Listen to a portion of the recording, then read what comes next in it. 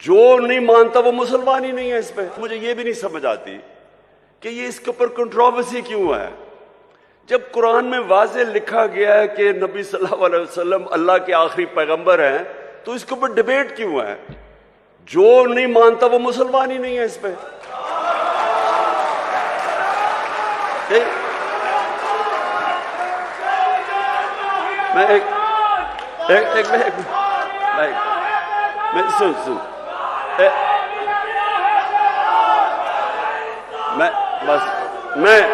मैं सुन मैं सिर्फ ये कह रहा हूं कि ये बार बार के जी वो फलाना कायदियानी है, किसी के ऊपर भी उंगलियां उठाई जाती हैं। मैं सिंपल बात कर रहा हूं, जिसने भी कुरान पढ़ी हुई है उसमें ये चीज तो वाज़े है ना कि मोहम्मद मुस्तफ़ा नबी सल्लल्लाहु अलैहि वसल्लम अल्लाह के आखिरी पैगंबर है, वाज़े है ये। तो इसके ऊपर तो डिबेट ही नहीं है। हम ऐसे कि कभी किसी के ऊपर उंगली उठाते हैं। अच्छा, तो मैं ये अब आपको देखें, ये बहुत जरूरी है हम सब के लिए। ये जो वक्त है इस वक्त पाकिस्तान में, ये बहुत अहम वक्त है। वक्त क्या है कि हमारे मुल्क के ऊपर बैरूनी साजिश करके इस मुल्क के वो नामवर डाकुओं को ऊपर बिठा दिया गया है जो 30 साल से चोरी कर रहे हैं। मुल्क आते हैं, हुकूमत करते हैं, मुल्क को लूटते हैं, वापस बाहर चले जाते हैं, फिर एनआरओ लेके फिर वापस आते हैं, फिर चोरी शुरू कर देते हैं, फिर बाहर चले जाते हैं, पैसा मुल्क का बाहर ले जाते हैं। अब मैं सवाल ये पूछता हूं कि अगर एक बहसियत माशरा हम इस जुल्म और नाइंसाफी के खिलाफ अपनी आवाज बुलंद नहीं करते और इसका मुकाबला नहीं करते, हमारे और भेड़ बकरियों में कोई फर्क नहीं है। इससे बड़ा जुल्म क्या है? चोरी। आप ये ऐसे है कि आपके घर में कोई चोरी करे, चोरी करके चला जाए और थोड़ी देर बाद के जी मेरी चोरी माफ कर दो। कौन करेगा? आपका कोई घर लूट के जाए, माफ करेंगे उसको? कहेंगे पहले पैसे वापस करो। तो करप्शन तो मुल्क का पैसा चोरी है। वो जो सारे अवाम का, जो स्कूलों पे, अस्पतालों पे, जो हर चीज अवाम की सहूलतों के लिए पैसा, वो चोरी करके बाहर ले जाते हैं और फिर थोड़ी देर बाद कहते जी इसको माफ कर दो। और जब इमरान खान नहीं मानता तो कहते बड़ा जिद्दी है। भाई मेरा अपना पैसा होता शायद मैं माफी कर देता इन चोरों को, लेकिन अवाम का पैसा है ये, या गुर्बत है, लोग भूखे मर रहे हैं। 5 करोड़ पाकिस्तानी 2 वक्त की रोटी नहीं खा सकते, उनका पैसा चोरी करके तुम बाहर चले जाओ और फिर आगे कहोगे जी अब इनको एनआरओ दे दो। देखिए ये मुल्क का मसला है।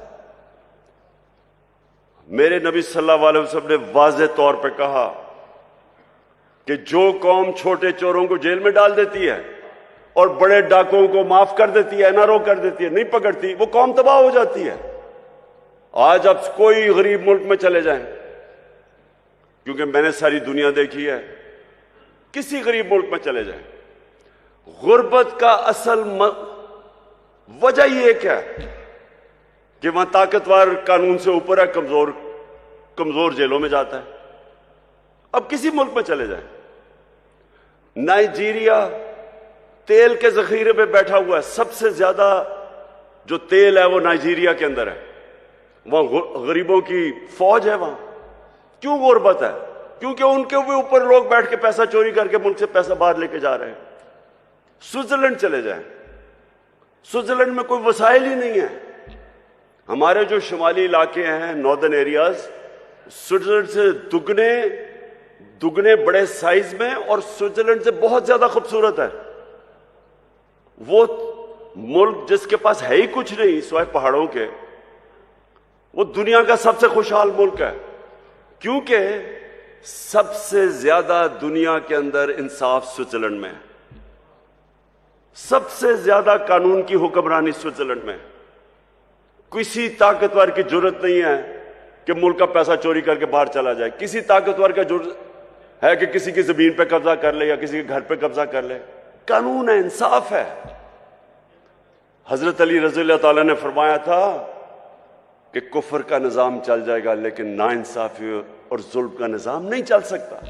हमारा यह मसला है आज। यहां कोई वसाइल की कमी नहीं है, ये अल्लाह ने हर किस्म की इस मुल्क को नेमत दी है, लेकिन ये मुल्क तब तक नहीं चलेगा जब तक हम मिलके अपने मुल्क को उन असूलों की तरफ लेके जाएं जिसके ऊपर मदीना की रियासत को खड़ा किया था मेरे नबी ने। तो मैं आप मशाइख, मोअज़्ज़ज़ मशाइख, मैं ये चाहता हूं कि आप ये मेरे साथ मिलके ये मुल्क की हकीकी आजादी के लिए जहाद लड़ें। अब बस बस बस बस बस बस बस बस बस बस बस मैं ये पीर मुनव्वर साहब,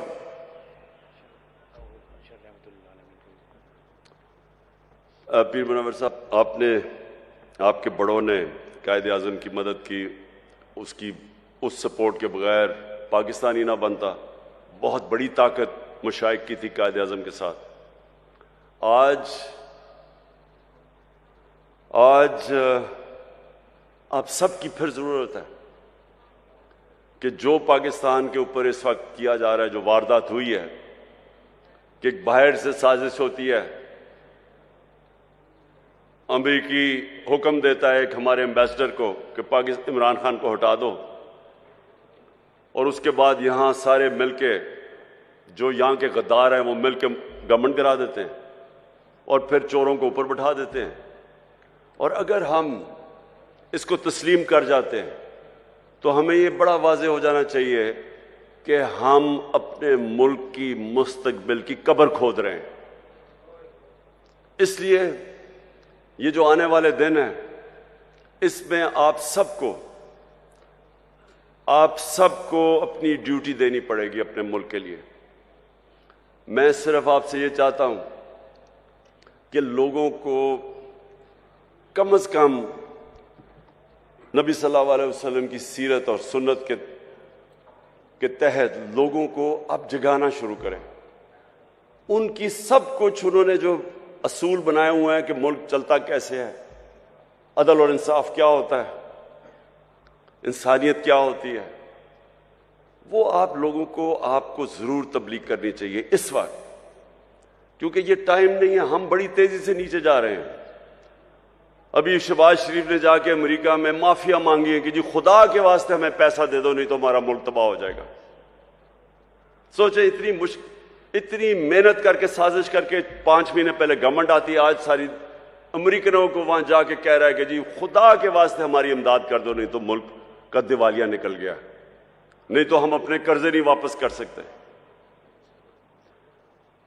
सवाल तो इनसे यह पूछना चाहिए कि आपके सारे पैसे, अरबों डॉलर सारी दुनिया को पता बाहर पड़े, मुल्क के लिए पैसे मांग रहे हो, अपना पैसा बाहर रखा हुआ है, दूसरों को कह रहे हो कि मुल्क में पैसा लेके आओ और अपना पैसा बाहर ले गए हो। तो मैं आखिर में सबसे अभी से ही मैं अपनी हुकूमतों को, 4 हमारे पास हुकूमतें हैं, गिलगित बल्तिस्तान, आज़ाद कश्मीर, पख्तूनख्वा और पंजाब। इंशाअल्लाह हमने पिछले साल भी और इस साल भी भरपूर तरीके से 12 रबीउल अव्वल बनाएंगे, और जब हम 12 रबीउल अव्वल बनाएंगे तो इसी में अपने नौजवानों को नबी सल्लल्लाहु अलैहि वसल्लम की सीरत से भी आगाह करेंगे, और इंशाअल्लाह उनके कैरेक्टरों को ऊपर उठाएंगे। और वो मैं एक दिन ख्वाब देखता हूं कि वो वक्त आएगा जब पाकिस्तानी दुनिया में जाएंगे तो जिस तरह एक दफा एक वक्त ऐसा था कि इंडोनेशिया और मलेशिया में मुसलमान ताजिर जब गए तो लोगों ने उनका किरदार देख के, मुसलमान ताजिरों का किरदार देख के लोग मुसलमान हो गए। इंशाअल्लाह वो भी दिन आएगा जब हमारा पाकिस्तानियों का किरदार देख के लोग इस्लाम की तरफ आएंगे। पाकिस्तान जिंदाबाद।